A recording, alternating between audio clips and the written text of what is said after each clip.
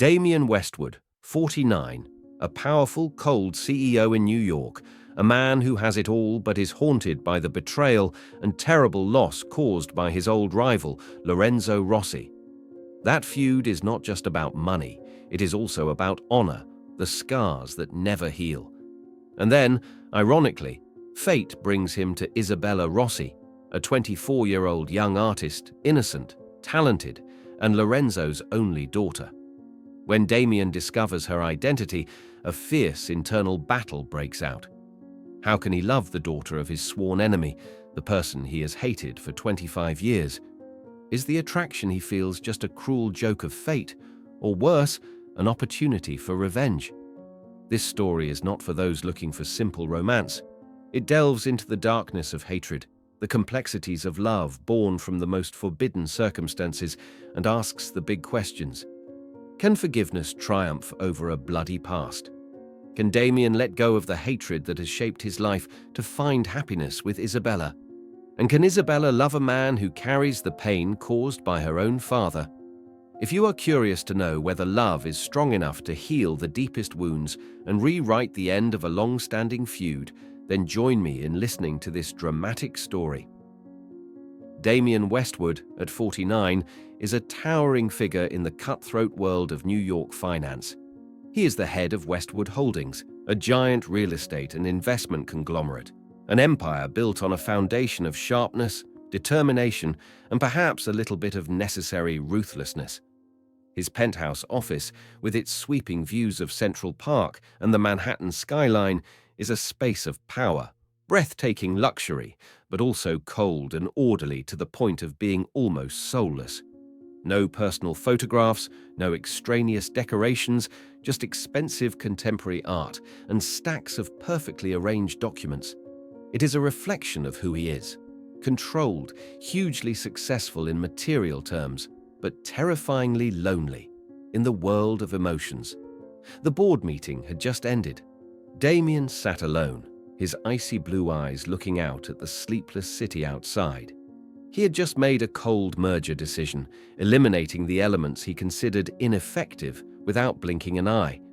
Power was something he understood well, something he had fought to gain and protect at all costs, especially after what had happened nearly a quarter of a century ago. A name suddenly flashed through his mind: Lorenzo Rossi. Immediately, his jaw clenched, his eyes flashed with cold hatred. Rossi, who had been his friend, his partner, then his sworn enemy, who had brutally betrayed him, causing him to lose almost everything, not only money, reputation, but also a part of his soul, a faith in humanity that could never be regained. That past, for Damian, is not just a financial loss. It is a bloody wound, a war whose consequences still smolder to this day, even though Lorenzo Rossi has long since disappeared from the business world, is said to have gone bankrupt and is living in seclusion somewhere. Far away from Damian's glamorous and powerful world, in a small, cramped but colorful studio in Brooklyn, Isabella "Izzy" Rossi is diligently working at her easel. Only 24 years old, she possesses the pure, somewhat fragile beauty of an artist, with long black hair and big brown eyes, always shining with curiosity and a vague sadness. She is a promising young artist, but life has not been easy. The name Rossi, although she tries not to let it affect her, is still like an invisible shadow that weighs heavily. Her father, Lorenzo, had died a few years earlier after a long illness and collapsed into bankruptcy, leaving her not only with the pain of loss, but also with debts and a tarnished reputation. Isabella was struggling to make a life for herself, working part-time at an art cafe to pay for her studio and supplies, while nurturing her passion for art and hoping to one day escape her father's complicated legacy. She knew her father had been a successful and failed businessman with many enemies, but she had no details about his brutal confrontation with Damian Westwood. Fate had brought these two people from seemingly unrelated worlds together for a lavish art charity evening. Damian rarely attended such events, but this time Westwood Holdings was the main sponsor, and his presence was mandatory. He walked around the gallery with a cold, indifferent expression, just doing his social duty. Then his eyes stopped on a colorful abstract painting, expressing inner turmoil but still shining with intense hope. Something about the painting touched him, a sudden sympathy. He looked down at the artist's nameplate, Isabella Rossi. The name struck Damien like a thunderbolt. Rossi? Impossible! He turned to look closely at the painting, then scanned the room for the artist. And then he saw her. Isabella was standing in a corner of the room, dressed simply compared to the glamorous crowd, her face slightly worried, but her eyes shining as she talked to an art critic. She was so young, so innocent, so different from the cunning, ruthless image of Lorenzo Rossi that he had always remembered. But she was the daughter of his enemy. Lorenzo's blood flowed through her veins. The anger and bitterness that he had suppressed for so many years suddenly rose up strongly. All the complicated emotions poured into the young girl standing there, completely unaware of the storm swirling in the heart of the powerful man looking at her. What a cruel fate. Coincidentally, the event manager introduced Isabella to Damien, the main sponsor. Mr. Westwood, this is Isabella Rossi, the talented young artist whose work you just saw. Isabella smiled brightly, extending her hand. Nice to meet you, Mr. Westwood. Thank you for sponsoring the exhibition. Damien looked at her outstretched hand, then looked into those clear eyes. He did not shake her hand. He just looked at her with an icy gaze, his voice devoid of emotion. Your work is quite interesting. Just a short, emotionless sentence. Then he turned and left, leaving Isabella standing there, stunned, not understanding what had just happened. The smile on her lips disappeared, replaced by a feeling of confusion and vague hurt at the cold, incomprehensible attitude of the famous CEO. She did not know that that brief encounter was just the beginning of a difficult relationship, covered by hatred and a dark past.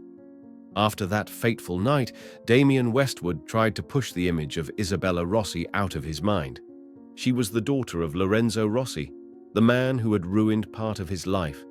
That alone was enough to make him hate and stay away from her. He told himself that his fleeting interest in the painting and the young artist was just a mistake, an unfortunate moment of weakness.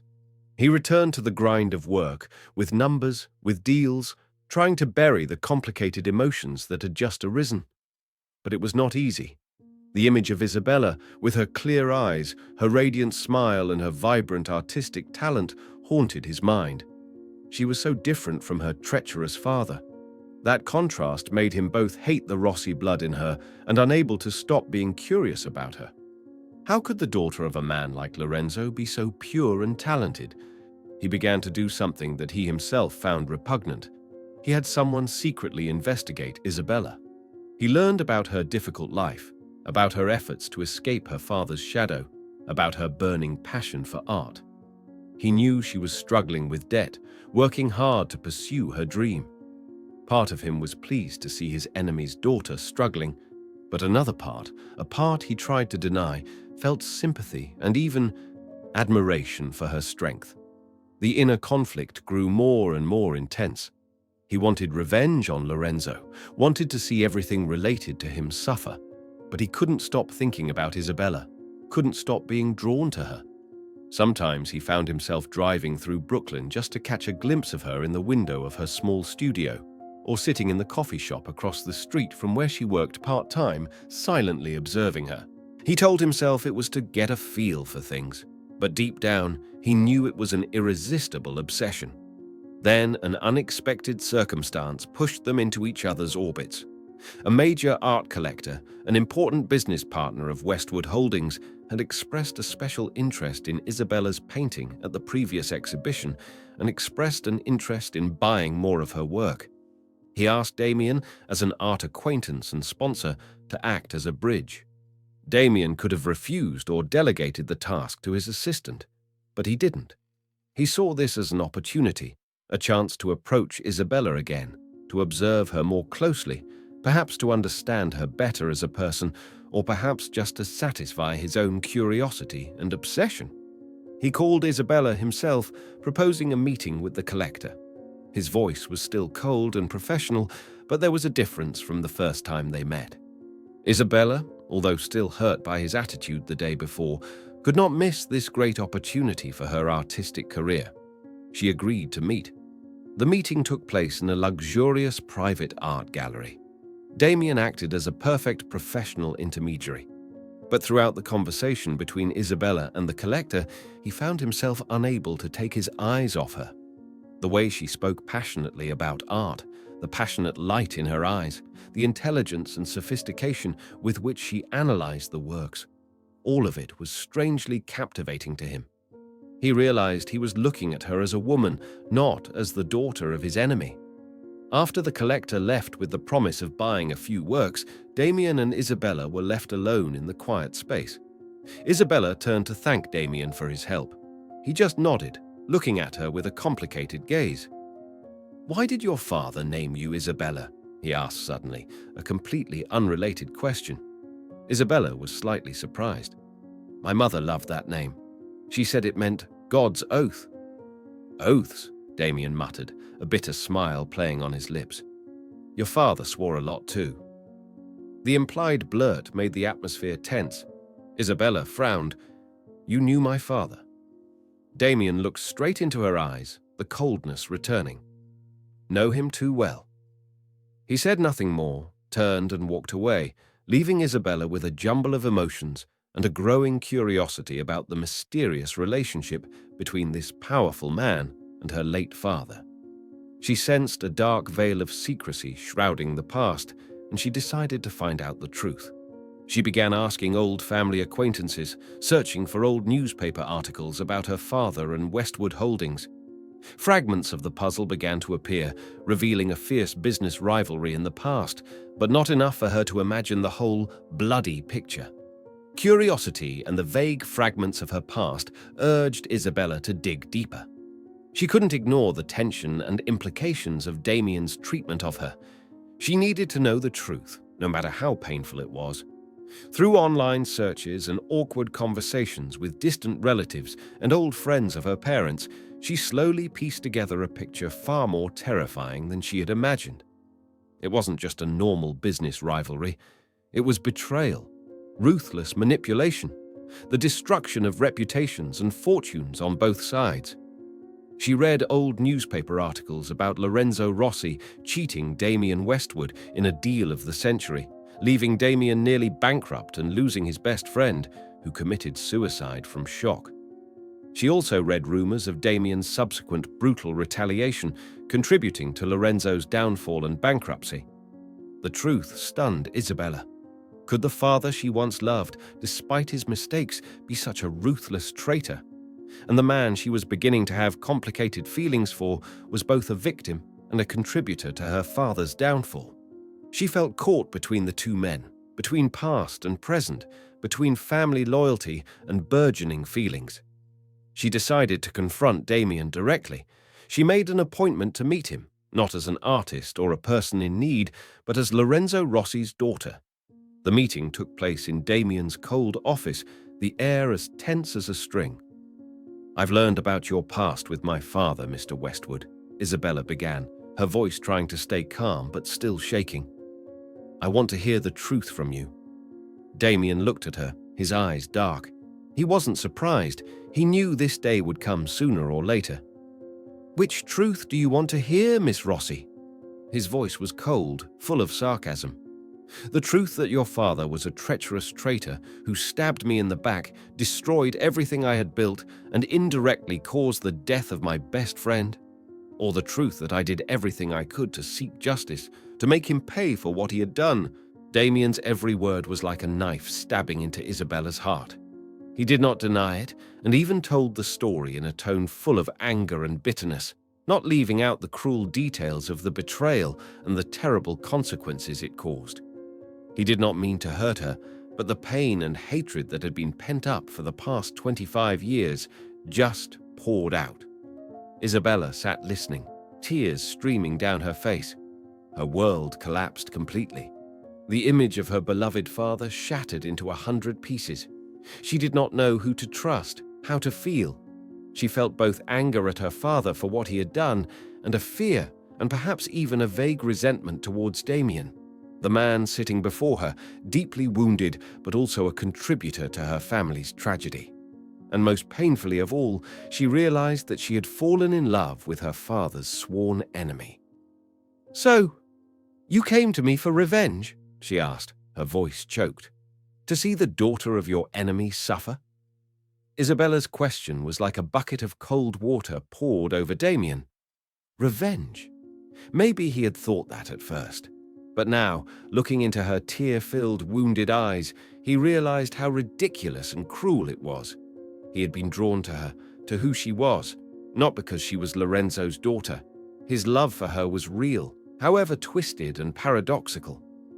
"No, Isabella," he said, his voice soft, full of pain. "At first I may have been haunted by the past, but I stayed. I came to you. For you. It had nothing to do with your father. But I understand. How can you trust me now?" The confrontation left a chasm between them. Isabella felt that this relationship could no longer continue. The past was too heavy, the pain too great. She needed time to face the truth, to heal her wounds. She asked Damien to leave her alone. Damien respected her decision, though his heart was broken.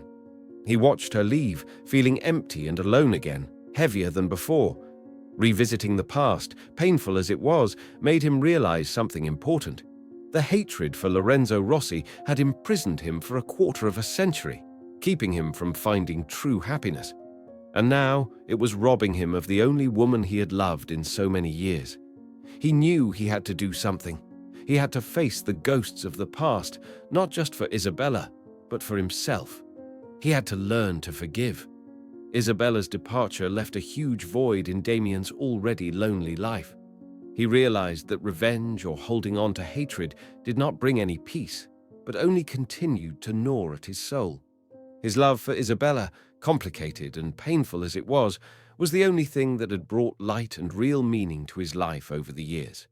He understood that, in order to have a chance at winning her back, in order to love her fully, he had to free himself from the burden of the past. He had to forgive. Forgiving Lorenzo Rossi, the man who had betrayed him and ruined his life, was the hardest thing Damien had ever had to do. It was not an easy decision, not a matter of forgetting or condoning guilt. It was a conscious choice, an act of freeing himself from the chains of hatred, of opening himself to love and happiness. He began with quiet actions. He stopped every last plan to completely erase the remnants of Lorenzo Rossi's name from the business world.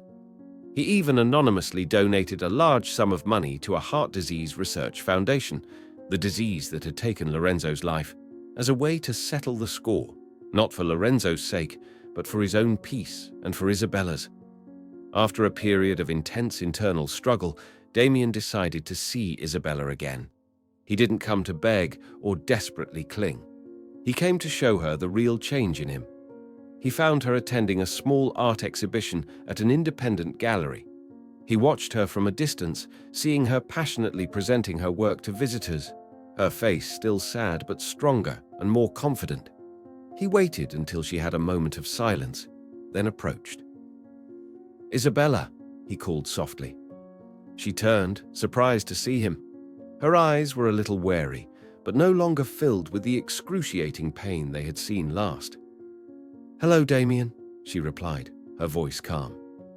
"I didn't come to bother you," Damien said, his voice sincere.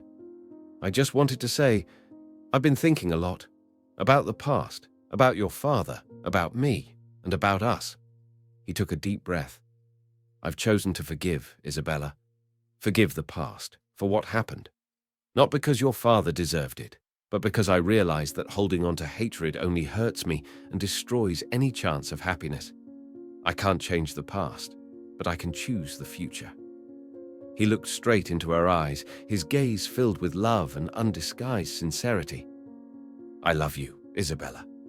I love you for who you are, independent of everything else.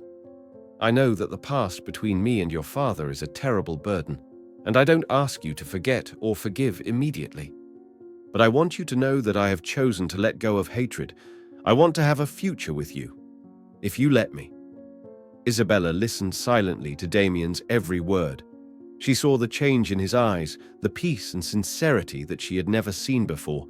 She also had time to think, to face the truth about her father, to understand Damien's pain.